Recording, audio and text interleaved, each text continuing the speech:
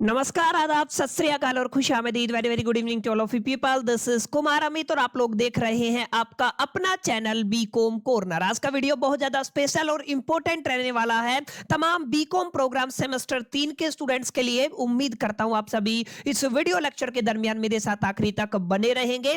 Content अगर आपको useful लगता है, हेल्पफुल लगता है तो इस वीडियो को लाइक करके अपने तमाम दोस्तों के साथ शेयर जरूर करेंगे। बहरहाल विदाउट वेस्टिंग टाइम चलिए शुरू करते हैं। बट डियर फ्रेंड्स, आज की वीडियो के अंदर बिजनेस स्टैटिस्टिक की सेकंड यूनिट का रिवीजन हम लोग करने वाले हैं वन शॉट के अंदर। सेकंड यूनिट का टाइटल है प्रोबेबिलिटी एंड प्रोबेबिलिटी डिस्ट्रीब्यूशन। अगर आप अपने एग्जामिनेशन के लिहाज से बात करते हैं तो one of the most important unit ये रहने वाली है। आज की वीडियो के अंदर तमाम बेसिक कॉन्सेप्ट को अंडरस्टैंड करेंगे, जितने भी फॉर्मूले हम लोग यहां पे यूज करते हैं सबको रिवाइज करेंगे, अंडरस्टैंड करेंगे एग्जैक्टली उनको इंप्लीमेंट कैसे करना है, और जहां जहां पे मेरे को जरूरत लगेगी वहां वहां पे हम लोग पर्टिकुलर एग्जांपल के साथ तमाम इंप्लीमेंटेशन को देखेंगे। उम्मीद करता हूं आप सभी इस वीडियो में मेरे साथ आखिरी तक बने रहेंगे। बहरहाल अब चलिए समझते हैं एग्जैक्टली इस यूनिट के अंदर हमें क्या कुछ पढ़ना है। देखिए, जब जब आप लोग प्रोबेबिलिटी की बात करते हैं तो सबसे पहली बात यही आती है कि यार ये प्रोबेबिलिटी होता क्या है। प्रोबेबिलिटी का मतलब होता है संभावना, प्रोबेबिलिटी का मतलब होता है चांसेस। कोई भी इवेंट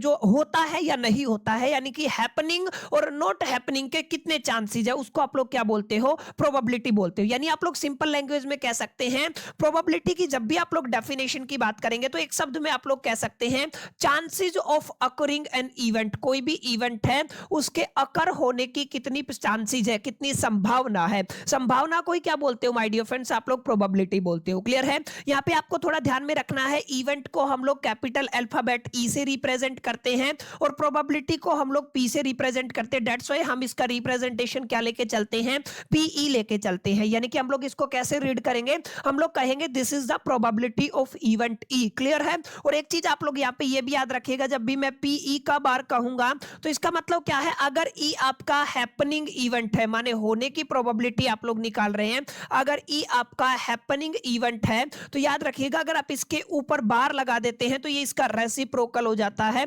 तो ये आपका नॉट हैपनिंग हो जाएगा। क्लियर। ये बेसिक बेसिक बातें हैं जिनकी जानकारी आपको होनी चाहिए। क्लियर है। तो प्रोबेबिलिटी का मतलब क्या है, कोई भी इवेंट के होने के कितने चांसेस है, जैसे बारिश होने की कितनी चांसेस है, आपके हेड आने के कितने चांसेस है, जो चांसेस है ना उसी को एक तरीके से आप लोग प्रोबेबिलिटी बोलते हैं। और इसकी रिप्रेजेंटेशन आपको समझ में आ गई होगी। एक और बात आपको याद रखनी है, जब भी आप लोग प्रोबेबिलिटी की बात करते हैं तो प्रोबेबिलिटी की जो हैपनिंग है ना, यानी कि प्रोबेबिलिटी ऑफ इवेंट ई मैं कहता हूं, या तो ये प्रोबेबिलिटी बड़ा होगा या इक्वल होगा 0 से, या तो ये प्रोबेबिलिटी छोटा होगा या इक्वल होगा 1 से। इसका मतलब क्या है कि प्रोबेबिलिटी 0 हो सकती है, 1 हो सकती है, या तो 0 और 1 के बीच में एग्जिस्ट कर सकती है। प्रोबेबिलिटी ना तो 0 से छोटी होगी यानी कि नेगेटिव भी नहीं हो सकती है, ना ही प्रोबेबिलिटी 1 से बड़ी होगी। इसका मतलब क्या है, एक से ज्यादा बड़ी भी नहीं हो सकती है। यानी कि आप लोग ये कह सकते हैं कि सर जो प्रोबेबिलिटी है ना, प्रोबेबिलिटी वो हमेशा 0 से और 1 के बीच में लाई करती है। ये 0 भी हो सकती है और ये 1 भी हो सकती है।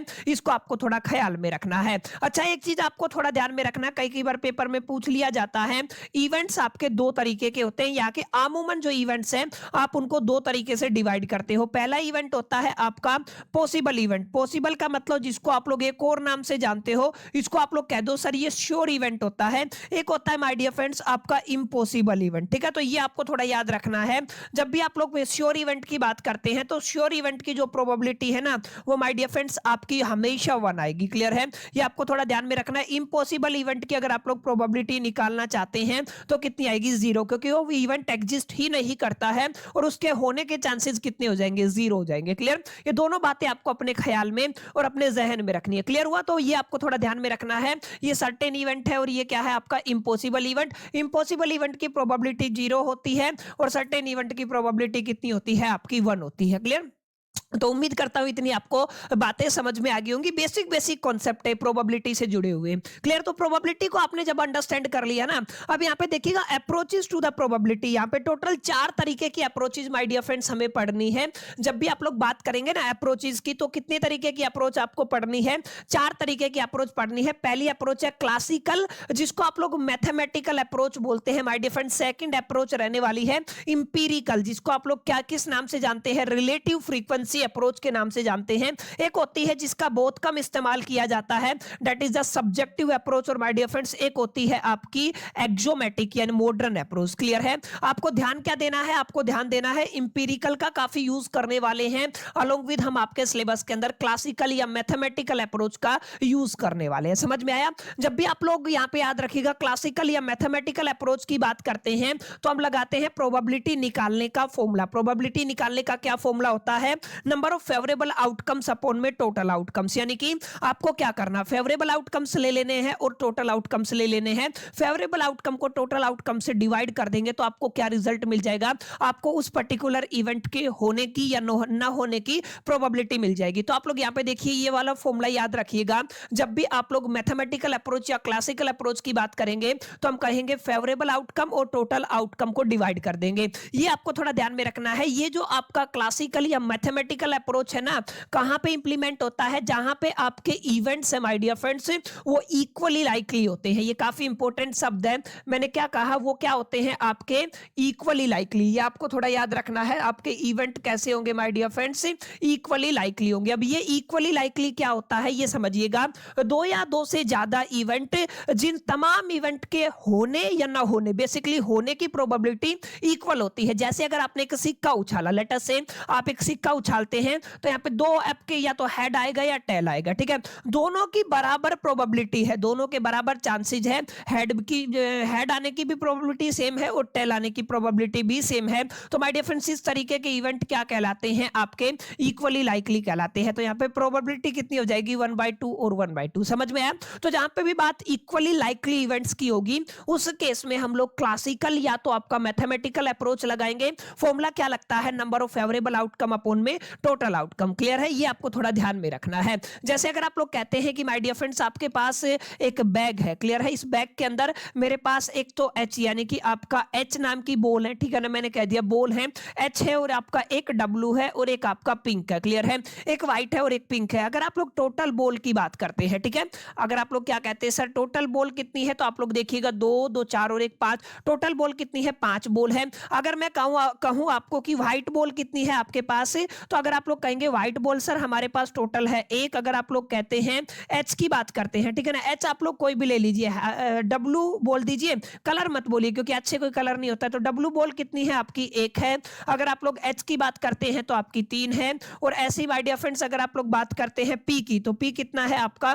1 है। तो यहाँ पे ये देखिएगा ये व्हाइट की नंबर ऑफ फेवरेबल आउटकम 1 है, हाई एच की आपके फेवरेबल आउटकम 1 है और पी की फेवरेबल आउटकम 1 है और टोटल कितना है? 5 है। लेट अस से मेरे को एच की आपकी प्रोबेबिलिटी निकालनी है, तो एच की फेवरेबल आउटकम कितनी है? 3 और टोटल आउटकम कितनी है? 5। तो हम लोग क्या कह देंगे इसका प्रोबेबिलिटी कितना बनेगा? 3/5। क्लियर? तो सिंपल सा फॉर्मूला है, कोई यहाँ पे आपको रॉकेट साइंस याद नहीं करना है, केवल याद रखिएगा क्लासिकल या मैथमेटिकल अप्रोच होता है। जहां पर भी इक्वली लाइकली इवेंट दिखेंगे ना उस केस में हम लोग इस प्रोबेबिलिटी का इस्तेमाल करते हैं। एक होता है आपका इंपिरिकल या रिलेटिव फ्रीक्वेंसी अप्रोच, जहां पे रिलेटिवनेस दिखती है।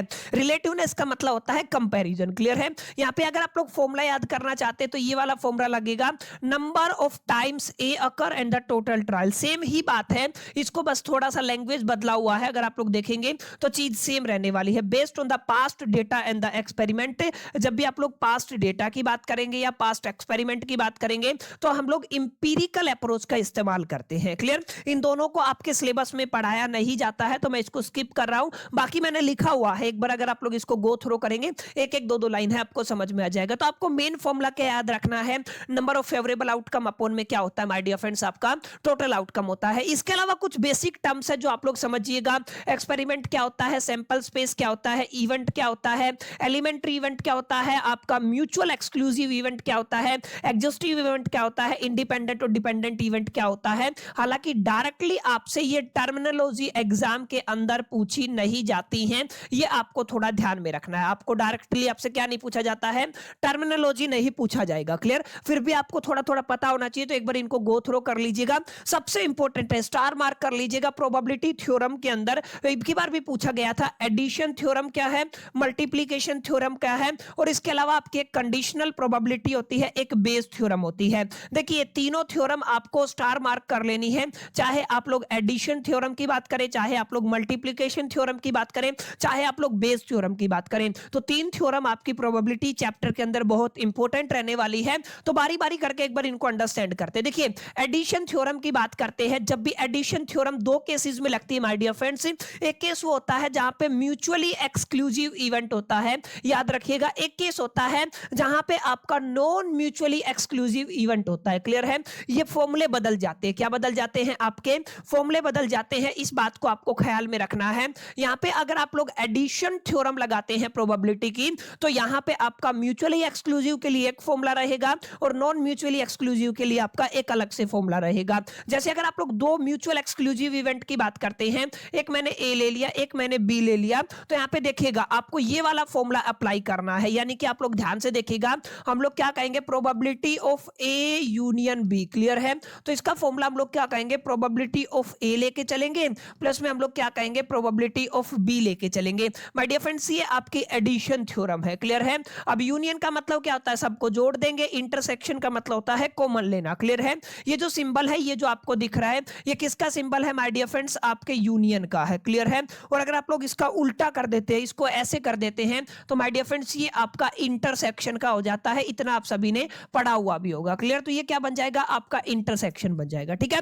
तो यहां पे जब भी आप लोग addition theorem of probability in the case of mutually exclusive event कहेंगे, तो हम कहेंगे probability of A union B बराबर है प्रोबेबिलिटी ऑफ ए प्लस में probability of B. That's it. जैसे एग्जांपल की बात करते हैं, यहां पे दिया भी हुआ प्रोबेबिलिटी ऑफ इवेंट ए कितना दिया हुआ है? आपको 0.3 दिया हुआ है। अगर आप लोग प्रोबेबिलिटी ऑफ बी की बात करते हैं तो 0.4 दिया हुआ है। ठीक है? आपको निकालना क्या है? आपको निकालना है एडिशन। एडिशन ऑफ थ्योरम लगानी है, तो probability of A union B बराबर है प्रोबेबिलिटी ऑफ ए प्लस में आप लोग क्या कहेंगे? प्रोबेबिलिटी ऑफ बी कह देंगे। ठीक है? अब ए की वैल्यू कितनी है? 0.3 प्लस में 0.4 is equal to the 0.7। It means हम लोग क्या कह सकते हैं? Probability of A union B बराबर कितना आ गया? 0.7। समझ में आई मेरी बात जो मैंने बताया? कि जब भी आप लोग एडिशन थ्योरम निकालते हैं, प्रोबेबिलिटी का अप्लाई करते हैं म्यूचुअली एक्सक्लूसिव इवेंट के अंदर, तो हमें ये फॉर्मूला लगाना है। ठीक है?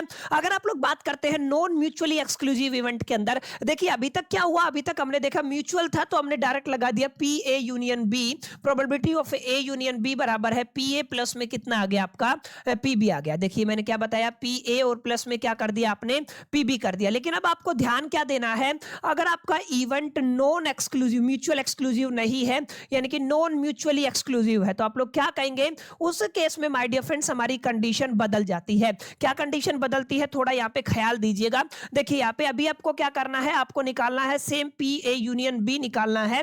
जो आपने म्यूचुअल के केस में किया था वो तो करना ही करना है, पी ए प्लस में पी बी तो करना ही है, माइनस में यहाँ पे P A intersection B B करना पड़ेगा।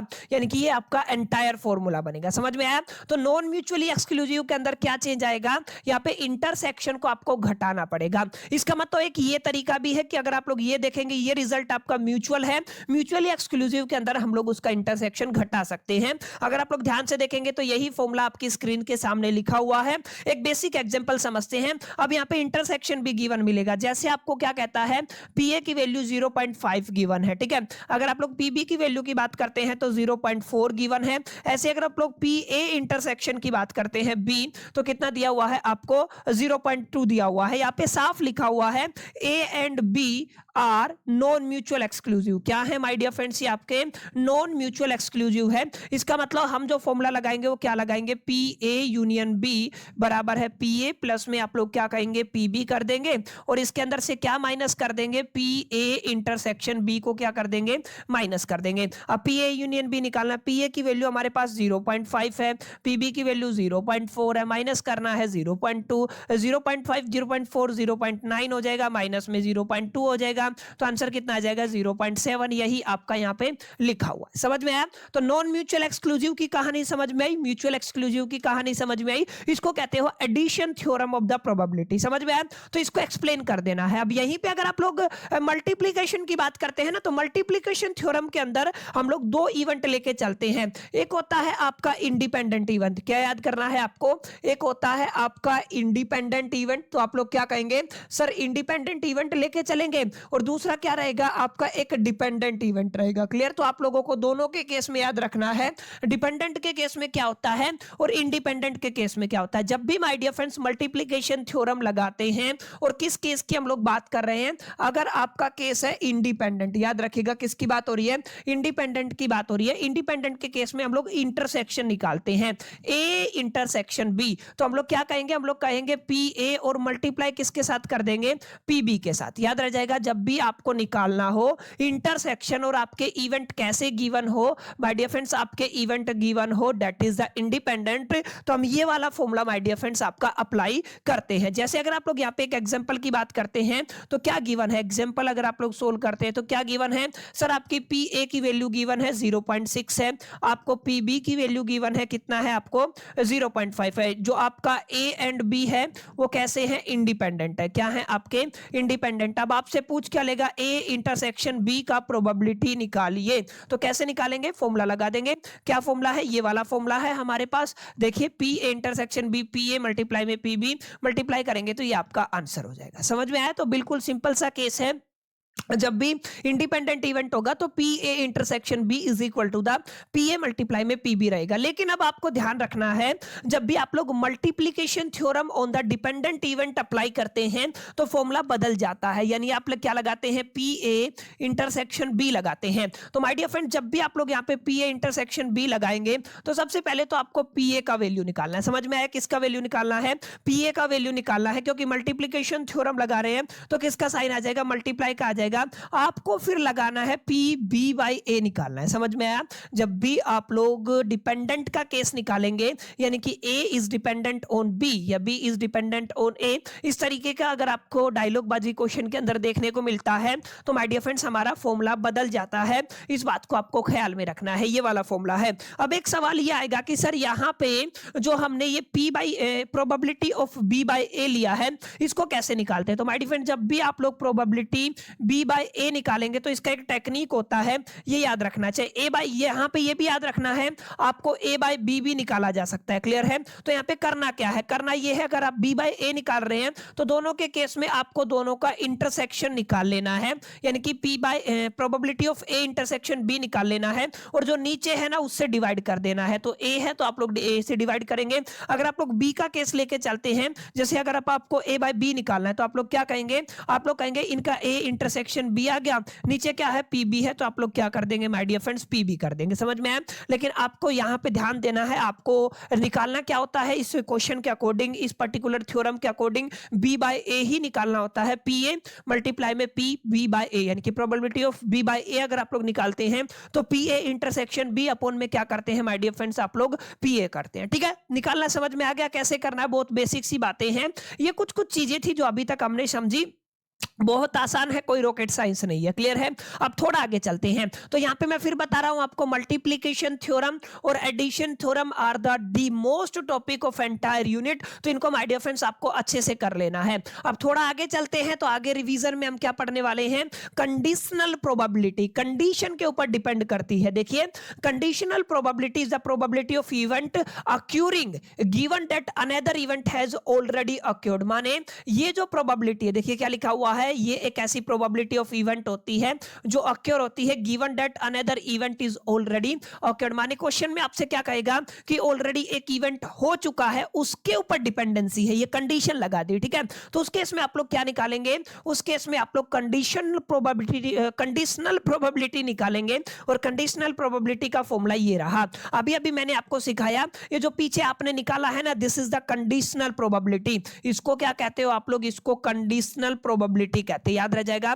इसको क्या कहते हो, कंडीशनल प्रोबेबिलिटी। यानी कि कंडीशनल प्रोबेबिलिटी निकालने का फॉर्मूला क्या है, जैसे पी ए बाय बी निकालना है, ठीक है ना, तो हम लोग क्या कहेंगे, हम लोग कहेंगे सबसे पहले तो इन दोनों का इंटरसेक्शन ले लो, जो आपको नीचे दिख रहा है उसको उससे डिवाइड कर दो, बी है तो बी से डिवाइड कर दो, और अगर आपको ए दिखता है तो ए से, जैसे कई बार क्या होता है बी बाय ए आ जाता है। ठीक है, तो हम लोग क्या कहेंगे, हम लोग कहेंगे probability of A intersection B, और डिवाइड कर देंगे पी बी से। समझ में आया? तो माय डियर फ्रेंड्स ये क्या कहलाता है, दिस इज कॉल्ड, इसको हम लोग क्या कहते हैं, इसको कहते हैं कंडीशनल प्रोबेबिलिटी। ठीक है, एक एग्जांपल लेते हैं, जैसे पी ए इंटरसेक्शन बी दिया हुआ है 0.3 और पी बी कितना दिया हुआ है 0.5। आपसे पूछेगा क्या कि आपको पी ए निकालना है, यानी कि आपको क्या कहेगा, यहाँ पे पी ऑलरेडी है, इसकी प्रोबेबिलिटी है, कंडीशनल प्रोबेबिलिटी लगाते हैं तो हमें क्या निकालना पड़ेगा, निकालना है वो ऊपर जो गिवन है वो नीचे पी ए बाई बी। तो हम लोग क्या कहेंगे सर, इनका इंटरसेक्शन ले लेंगे और जो नीचे है पी बी है उससे डिवाइड कर देंगे। समझ में आया, तो आपका पी ए बाई बी निकल जाएगा। अब आप क्या कहेंगे,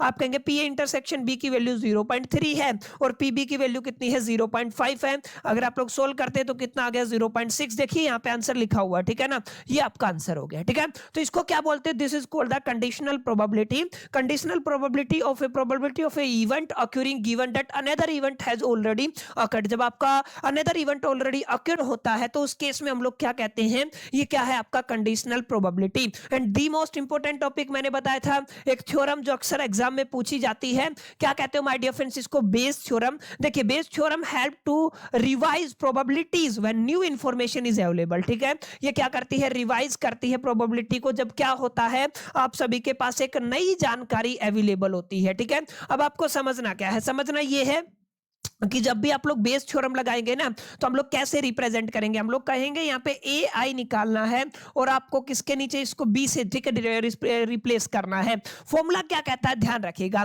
आपको सबसे पहले जो पहला इवेंट है, जैसे आपका ऊपर है पी ए आई, तो इसका प्रोबेबिलिटी निकालना है, मल्टीप्लाई कर देना है, आपको कंडीशनल प्रोबेबिलिटी निकालना है बी बाई ए। अभी अभी सिखाया था बी बाई ए कैसे निकालते हैं, अपॉन में इसको डिवाइड कर देना है। अब इन दोनों की मल्टीप्लाई का सम ले लेना है, क्या ले लेना है आपको, सम ले लेना है। सिग्मा हम लोग क्या कहेंगे, प्रोबेबिलिटी ऑफ ए आई आप लोग कह दीजिए, एंड मल्टीप्लाई किससे करना है, मल्टीप्लाई का साइन लगा रहा हूं, आप लोग क्या कहेंगे, प्रोबेबिलिटी ऑफ बी ए लेके चलेंगे। समझ में आया, अभी मैं इसको प्रैक्टिकली इंप्लीमेंट भी करके दिखाऊंगा अगर मेरे को कोई सवाल मिलता है, ताकि आपको एक गहराई से समझ हासिल हो सके। समझ में आया, तो यहाँ पे आपको देखना है ए बाय बी निकालना है, तो ये पूरा मामला है। ठीक है ना, ए बाय बी है तो याद रखिएगा, जैसे ए बाय बी निकालना है, पी ए बाय बी है तो यहाँ पे बी बाय ए है। अगर इसका उल्टा कर दूं मैं, जैसे अगर आपसे कहूं मेरे को निकालना है बी आई अपॉन एक, मैं हाइपोथेटिकल सिचुएशन ले रहा हूं, ठीक है ना, अगर मैं इसको चेंज करना चाहता हूं तो क्या कहूंगा मैं सबसे पहले निकालूंगा प्रोबेबिलिटी ऑफ बी आई, ठीक है, मल्टीप्लाई करूंगा। अब यहाँ पे बी बाई ए है तो ए बाई बी, यानी कि कंडीशनल प्रोबेबिलिटी क्या लगेगा, ए बाय बी आई लगेगा। समझ में आया,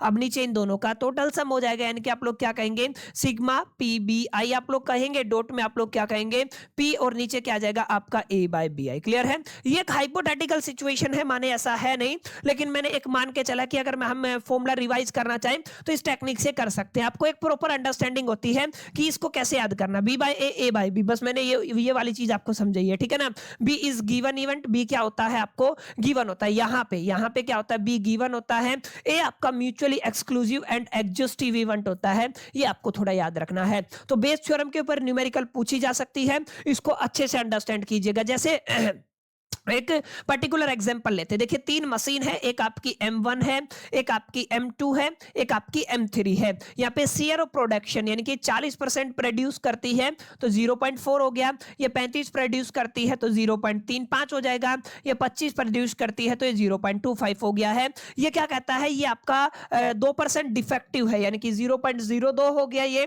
अगर आप लोग 3 की बात करते हैं तो ये 0.3 हो जाएगा, अगर आप लोग 4 की बात करते हैं तो ये 0.4 हो जाएगा। समझ में आया, ये आपका डिफेक्टिव रेट है, ठीक है ना, ये प्रोडक्शन का रेट है, ये आपको थोड़ा ध्यान में रखना है। ये अलग अलग मशीन्स गिवन है। Find the probability that defective bolt come from the M1, हमें क्या निकालना है, M1 निकालना है, ठीक है, डिफेक्टिव का निकालना है। किसका निकालना है, डिफेक्टिव का, यानी कि ये आपका बेस थ्योरम से होगा, यानी कि मेरे को क्या करना है, मेरे को M1 का प्रोबेबिलिटी निकालना है और किससे, किसके हिसाब से, डिफेक्टिव वाला केस लेके चलना है। समझ में आया, M1 का प्रोबेबिलिटी निकालना है और किसके हिसाब से निकालना है, डिफेक्टिव वाला केस लेके चलना। अब देखिए अगर आप लोग बेस थ्योरम लगाते हैं तो बेस थ्योरम की कंडीशन क्या थी, सर आपको क्या करना, सारे इवेंट ले लेने हैं। जैसे आपने लिया था पी ए आई था और मल्टीप्लाई में कितना था, आपने कहा था सर अगर आपका ए बी है तो हम लोग क्या कहेंगे, बी ए करेंगे, यानी कि अगर आप लोग ध्यान से देखेंगे तो यही तो मैंने बताया था आपका ए अपॉन बी, जैसे आपका क्या जाएगा बी बाय ए आई, ठीक है ना, यानी कि आप लोग क्या कहेंगे बी बाय ए आई हो जाएगा। ठीक है, ये वाला केस लेके चले थे, अपॉन में इसका नीचे क्या लेके चलना है, समेशन लेके चलना है, सिग्मा, यानी कि प्रोबेबिलिटी ऑफ ए आई आपका हो जाएगा मल्टीप्लाई में आप लोग क्या कहेंगे, probability of B by A आई। क्लियर है, ये आपको थोड़ा समझना है। इतनी बात आई होप कि आपको क्लियर रही होगी, ये आपको समझ में आया होगा। ये जो मामला मैंने आपको समझाया है ना, तो बहुत बेसिक है। ठीक है, अब देखिए ए की बी ए के साथ, यानी कि आपको क्या करना है, ये शेयर ऑफ प्रोडक्शन की डिफेक्टिवनेस के साथ आपको मल्टीप्लाई कर देनी है। तो ये M1 का केस आ गया, ये M2 का, M3 का।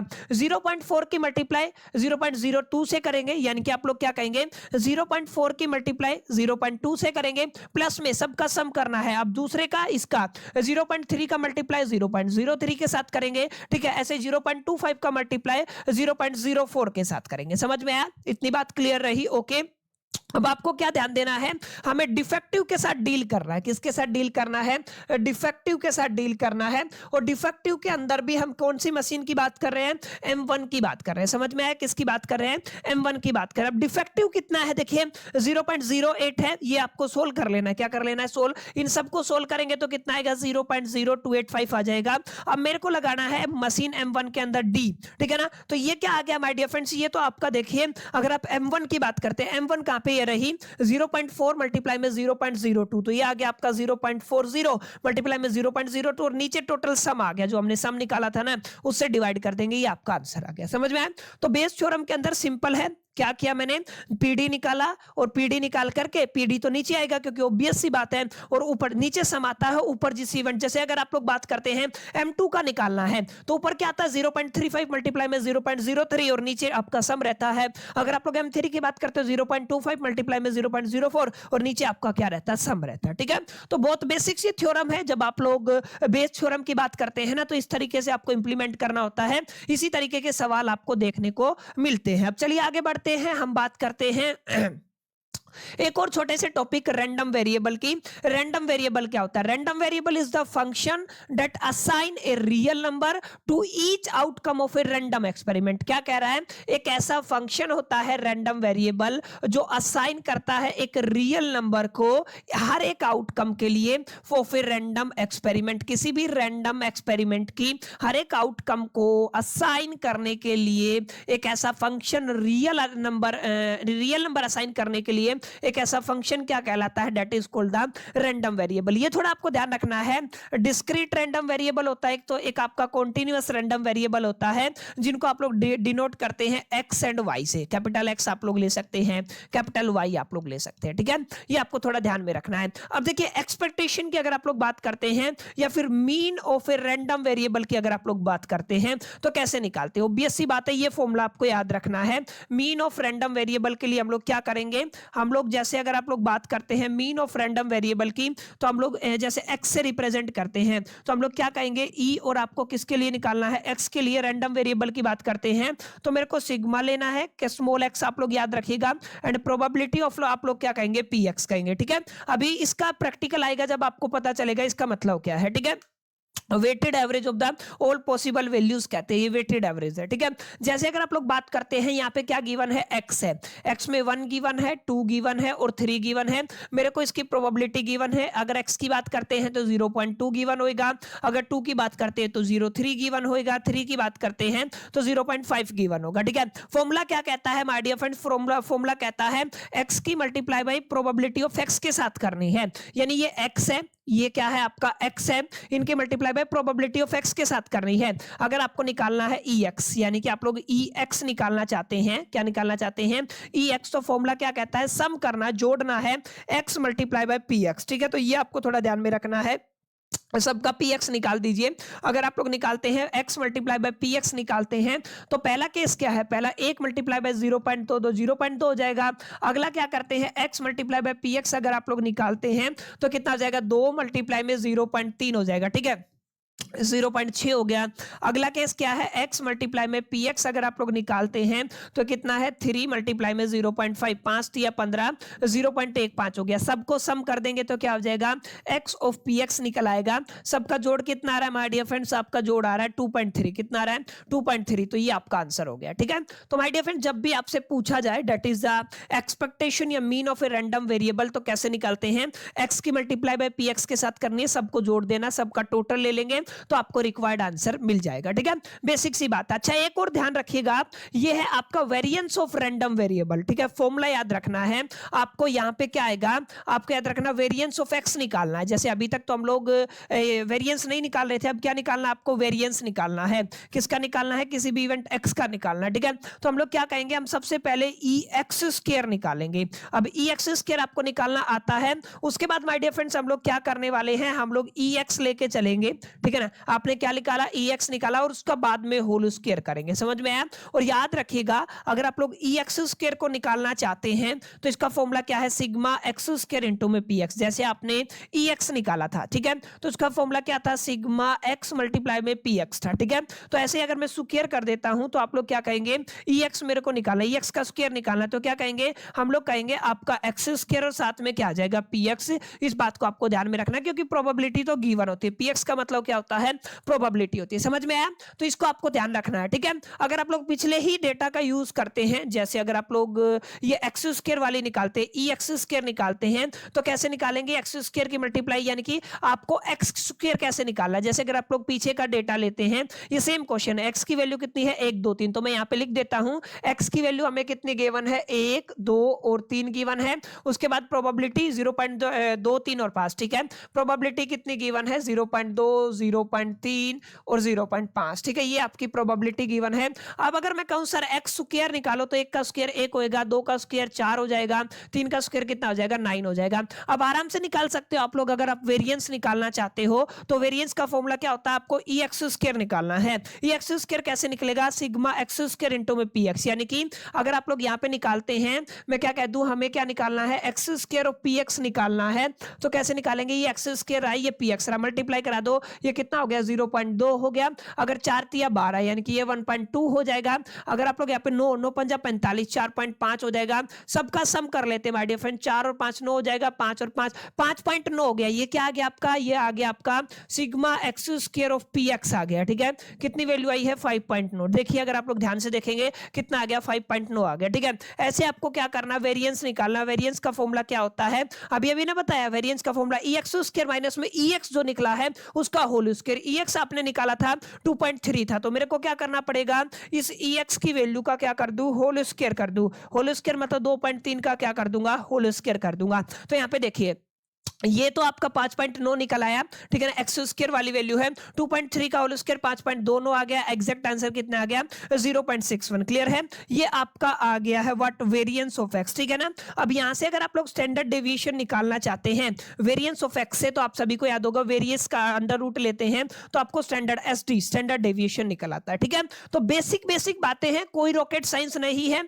अगर आप इतना इतना रिवीजन कर लिए तो आपको एक बेसिक आइडिया लग जाएगा कैसे वेरिएंस की बात करते हैं, कैसे आप लोग basically variance of random variable निकाला जाता है। अब अगर आप लोग बात करते हैं प्रॉपर्टीज ऑफ एक्सपेक्टेशन की, तो याद रखिएगा ई ए, अगर ए आपका कांस्टेंट है तो ए मल्टीप्लाई में कांस्टेंट रहेगा। एक्स वाई है तो एक्स का अलग से, वाई का अलग से ले लेंगे। ए एक्स है तो आपका ए बाहर लेके ई एक्स हो जाएगा। दो की मल्टीप्लाई हो रही है तो याद रखिएगा ये दोनों आपस में इक्वल नहीं होंगे अगर ये इंडिपेंडेंट नहीं है। अगर डिपेंडेंट है अनलेस इंडिपेंडेंट। ठीक है, ये आपको बेसिक प्रॉपर्टी याद रखिएगा, इसमें कुछ बताने वाली बात नहीं है। कुछ और प्रॉपर्टी इनको एक बार आप लोग जरूर रिवाइज कर लीजिएगा, गो थ्रो कर लीजिएगा। ठीक है ना, अब यहाँ पे देखिए what is the probability distribution, किसकी बात हो रही है, प्रोबेबिलिटी डिस्ट्रीब्यूशन की बात हो रही है। ठीक है, हम कहां पे बात कर रहे हैं, प्रोबेबिलिटी डिस्ट्रीब्यूशन की बात करें। अब थोड़ा ध्यान से समझिएगा, पेज नंबर 19। ठीक है, चलिए किसकी बात करें, प्रोबेबिलिटी डिस्ट्रीब्यूशन की। तो ये अगला टॉपिक है, प्रोबेबिलिटी डिस्ट्रीब्यूशन होता क्या है।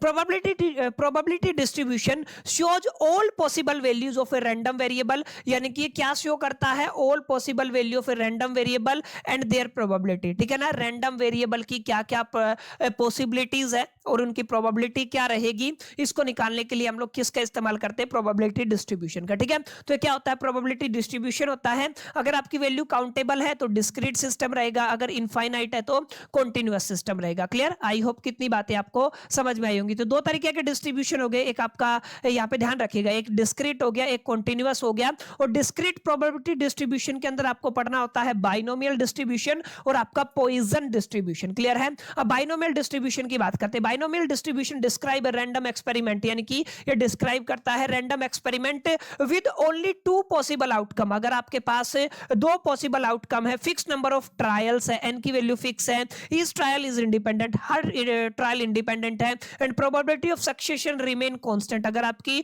प्रोबेबिलिटी ऑफ सक्सेस की जो प्रोबेबिलिटी है वो क्या है, कांस्टेंट है। तो इन तमाम केसेस अगर सेटिस्फाई करते हैं, सारी कंडीशन सेटिस्फाई करती हैं, तो क्या कहलाता है माय डियर फ्रेंड्स, वो आपका बाइनोमियल डिस्ट्रीब्यूशन कहलाता है। यानी binomial distribution describe a random experiment with only two possible outcome, fixed number of trials, each trial is independent and probability of succession remains constant। ठीक है, ये आपको थोड़ा ध्यान में रखना बाइनोमियल। और ये बाइनोमियल की अजम्पशन है, 5 अजम्पशन है, याद आपको करनी पड़ेगी। हाँ, ये फॉर्मूला है, फॉर्मूला क्या है ध्यान रखिएगा बाइनोमियल का।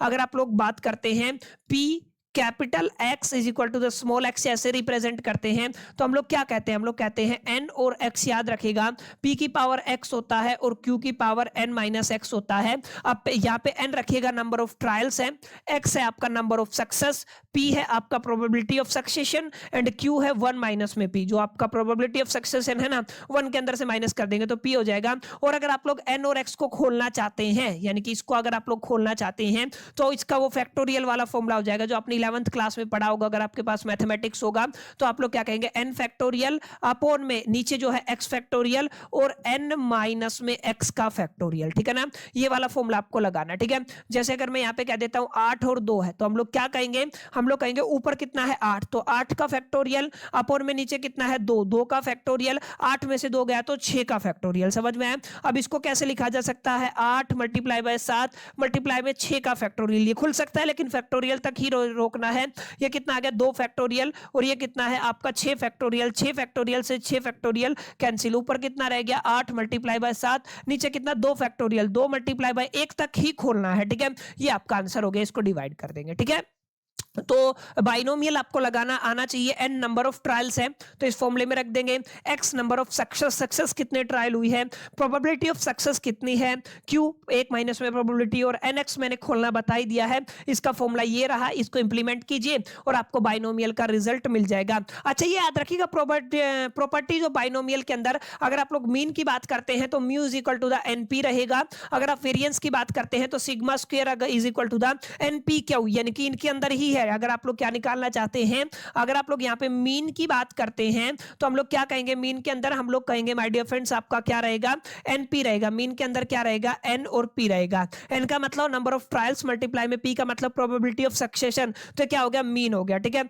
अगर आप लोग वेरिएंस की बात करते हैं यानी कि सिग्मा स्क्वायर की बात करते हैं तो यहाँ पे एनपी साथ में क्या आ जाएगा क्यू, यानी कि प्रोबेबिलिटी ऑफ सक्सेशन और 1 माइनस में प्रोबेबिलिटी ऑफ सक्सेशन आ जाएगा, एनपी क्यू आ जाएगा। अगर आप लोग स्टैंडर्ड डेविएशन की बात करते हैं तो ये आपका अंडर रूट में चला जाएगा।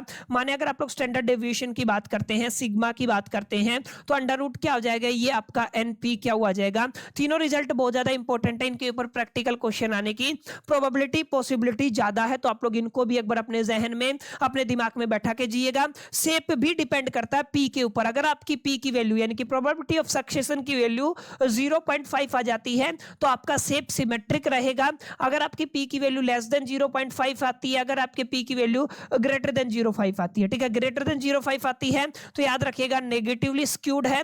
अगर आपकी लेस देन आती है तो आप लोग क्या कहेंगे, पॉजिटिवली स्क्यूड है। ठीक है, तो ये आपका क्या है प्रॉपर्टीज ऑफ बाइनोमियल डिस्ट्रीब्यूशन है। बाइनोमियल डिस्ट्रीब्यूशन के अंदर मीन वेरिएंस और स्टैंडर्ड डेविएशन के फॉर्मूले याद होने चाहिए, तभी आप लोग इनको इंप्लीमेंट करके ना और अच्छे से आंसर तक पहुंच पाएंगे। ठीक है, बाइनोमियल नंबर का एक एग्जांपल है, जैसे आपको n की वैल्यू कितनी दी गई है, n की वैल्यू 4 दी गई है क्वेश्चन के अंदर, और q का मतलब होता है आपका 0.5 गिवन। अब ध्यान से समझना, सॉरी p की वैल्यू 0.5 है। ठीक है, अच्छा दोनों ही सेम रहेंगी क्योंकि 1 में से माइनस है ना, तो 0.5 हो रहा है तो q भी कितना बच जाएगा, 0.5 गिवन है। अब हमें क्या करना है, x की वैल्यू कितनी है 2 है। ठीक है, ये सारी चीजें गिवन है। क्वेश्चन अगर आप लोग पढ़ेंगे कितनी बार टॉस किया है, 4 बार टॉस किया है, तो नंबर ऑफ ट्रायल 4 हो गए हैं। Probability of getting exactly 2 head, कितने हेड लेके आने हैं 2, तो x की वैल्यू कितनी हो जाएगी 2 हो जाएगी। ठीक है, और अगर आप लोग देखेंगे आपको 2 हेड लेके आने तो वही आपका प्रोबेबिलिटी प्रोबेबिलिटी ऑफ सक्सेशन 0.5, और अगर आप लोग क्यू की बात करते हैं तो भी कितना हो जाएगा 0.5। फॉर्मूला क्या कहता है,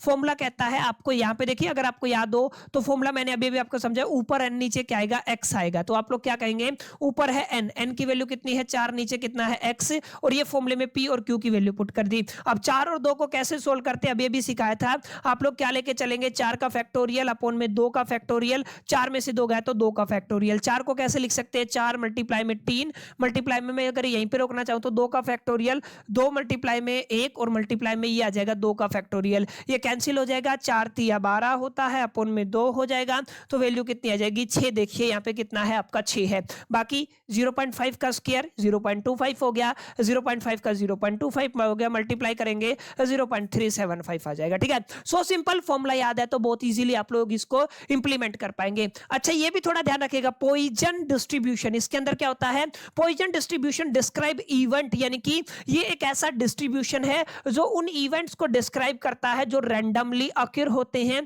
जो इंडिपेंडेंटली अक्यर होते हैं, जो एक कांस्टेंट एवरेज रेट के ऊपर अक्यर होते हैं, जिसको आप लोग लैम्डा से रिप्रेजेंट करते हैं। ठीक है, and occur over a fix time, किसके ऊपर, एक फिक्स टाइम के ऊपर, एक फिक्स्ड एरिया के ऊपर या फिक्स्ड वॉल्यूम के ऊपर अकर होते हैं। तो कई बार पूछ लेता what is the Poisson distribution, तो we can say Poisson distribution describe event that are occur randomly, occur independently, occur at a constant average rate lambda and occur over a fix time, fix area, fix volume. Clear है, उसको क्या कहते हैं, poisons event कहते हैं। यहाँ पे 4 assumption आपको पढ़ के जानी है। इवेंट अकर इंडिपेंडेंटली बता चुका हूं, ये एग्जैक्टली सेम इंस्टेंट में, और ये मैंने बताया एवरेज रेट। ये चारों जो आपके यहाँ पे भी हमने पढ़ी है, चारों क्या है, इसकी अजम्पशन है, ये भी आपको थोड़ा ध्यान में रखना है। इन्हीं को क्या बोलते हो आप लोग, इनकी अजम्पशन बोलते हो। ठीक है, चलिए आगे चलते हैं।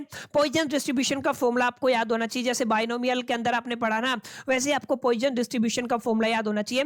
हम लोग कहेंगे P capital X is equal to the small x is equal to the exponential raise to power minus lambda रहेगा, मल्टीप्लाई में लैम्डा की पावर x रहेगी, अपॉन में हम लोग x का फैक्टोरियल लेके चलेंगे। ये फॉर्मूला आपको याद करना। ठीक है, अब देखिए लैम्डा क्या होता है, मीन नंबर ऑफ अकरेंस, यानी कि लैम्डा मतलब मीन होता है। ठीक है, एक्सपोनेंशियल की वैल्यू आपको याद होनी चाहिए, E की वैल्यू अप्रोक्सीमेट कितनी होती है माय डियर फ्रेंड्स, 2.718 होती है। ये आपको याद रखनी है, क्वेश्चन में कई बार गिवन होती है, कई बार नहीं गिवन होती है। एंड x का मतलब क्या होता है, नंबर ऑफ अकरेंस होता है। तो जब भी पॉइजन डिस्ट्रीब्यूशन से क्वेश्चन सोल्व करना होगा तो e raise to power minus lambda, lambda होता है आपका मीन, और लैम्डा की पावर x, और अपॉन में क्या हो जाएगा x का फैक्टोरियल, x क्या होता है, नंबर ऑफ अकरेंस। क्लियर है, simple straight and forward, know difficult. ठीक है, यहाँ पे आपको थोड़ा ये भी याद रखना, प्रॉपर्टी ऑफ पॉइजन डिस्ट्रीब्यूशन के अंदर मीन निकालना है तो mu is equal to the lambda रहेगा, वेरिएंस निकालना है तो sigma square is equal to the lambda रहेगा, स्टैंडर्ड डेविएशन निकालना है तो अंडर रूट ऑफ लैम्डा रहेगा। ठीक है, बेसिक चीजें हैं, इनको अगर आप लोग याद रखेंगे तो बहुत आराम से क्वेश्चन को सोल्व कर पाएंगे। Positively skewed when the lambda is small, यहाँ पे कब होता है, पॉजिटिवली स्क्यूड होता है जब लैम्डा की वैल्यू छोटी है, and become symmetric as a is increasing. ठीक है, बेसिक बात है, कोई रॉकेट साइंस नहीं है। चलिए पॉइजन्स नंबर का एग्जांपल अगर आप लोग सोल्व करना चाहें तो कर सकते हैं। लेट अस से अगर आप लोग क्वेश्चन लेते हैं, defective item occur on the average of 2 per day, यानी कि आपकी फ्रीक्वेंसी है, एवरेज का मतलब फ्रीक्वेंसी है, फ्रीक्वेंसी मतलब लैम्डा है, और कितने डिफेक्टिव है, 3 डिफेक्टिव है, तो x की वैल्यू कितनी होगी माय डियर फ्रेंड्स, आपकी 3 होगी। है फॉर्मूला क्या कह रहा था, फॉर्मूला कह रहा था P capital X is equal to the small x, हमने कहा e raise to power minus lambda, और हमने कहा लैम्डा की पावर x होता है, अपॉन में x का फैक्टोरियल लेके चलते हैं, और e की वैल्यू हमें पता है कि अच्छा e की पावर लैम्डा, लैम्डा कितना है 2 है तो -2 हो जाएगा। अब लैम्डा कितना है 2 है, और x की पावर, x की वैल्यू कितनी है 3 है, तो कितना हो जाएगा 2 की पावर 3 हो जाएगा, नीचे x का फैक्टोरियल, x कितना है तो 3 का फैक्टोरियल हो जाएगा। ठीक है,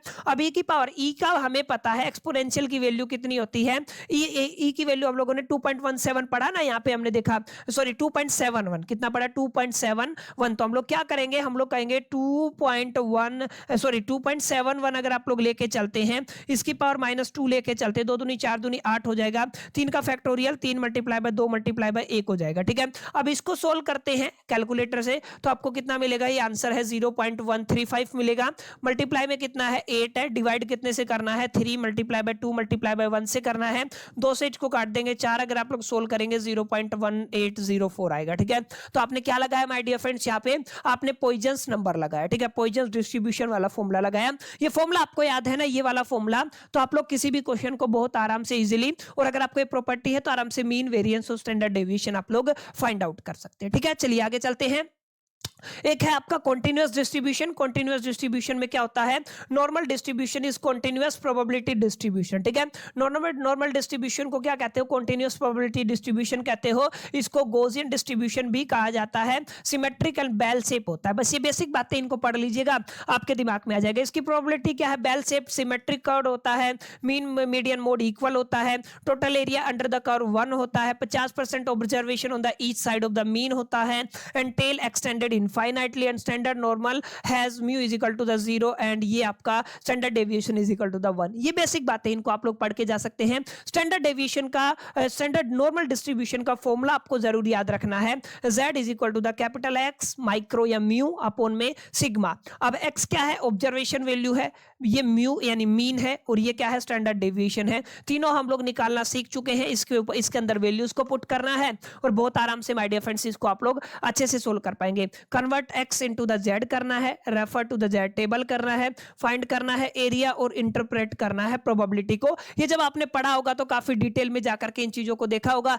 ये बेसिक एक एग्जांपल लगाया हुआ है, इसको आप लोग पढ़ लीजिएगा। इसका सॉल्यूशन आपको यहाँ पे मिल जाएगा, ठीक है। ये बाइनोमियल, पॉइजन और नॉर्मल तीनों का एक एक्सप्लेनेशन मैंने डाल दिया है, ताकि आप लोग इसको अच्छे से रिवाइज कर पाए। तो माय डियर फ्रेंड्स, ये छोटा सा लेक्चर था, ऑल्दो ज्यादा डिटेल में मैं नहीं गया हूं। यहाँ पे हम लोगों ने बहुत शॉर्ट टाइम के अंदर कंप्लीट यूनिट को रिवाइज कर लिया है। जिन्होंने अभी तक कुछ भी नहीं पढ़ा था, उनके लिए काफी हेल्पफुल ये वीडियो रहेगा, क्योंकि आपको एक पूरा ओवरव्यू मिल गया। जो जो इंपॉर्टेंट फॉर्मूले थे सब प्रोवाइड कर दिए, सारी थ्योरी करा दी, जहां जहां किस तरीके से इंप्लीमेंट करना है इसका भी एक ओवरव्यू दे दिया है। तो बहुत आराम से ये वीडियो आप सभी के लिए आपके एग्जामिनेशन के टाइम पे हेल्प करने वाला है। उम्मीद करता हूं ये सेशन आपको पसंद आया होगा, वीडियो अच्छा लगा होगा। वीडियो अच्छा लगा तो इस वीडियो को लाइक जरूर कर दीजिएगा, दोस्तों के साथ शेयर करना मत भूलिएगा। पहली दफे चैनल पे आए तो चैनल को सब्सक्राइब करके बेल आइकन को जरूर प्रेस कर दीजिएगा। अगली वीडियो के अंदर मिलते हैं, जब तक के लिए मैं तो सोल दी बाय, स्टिल कीप लर्निंग।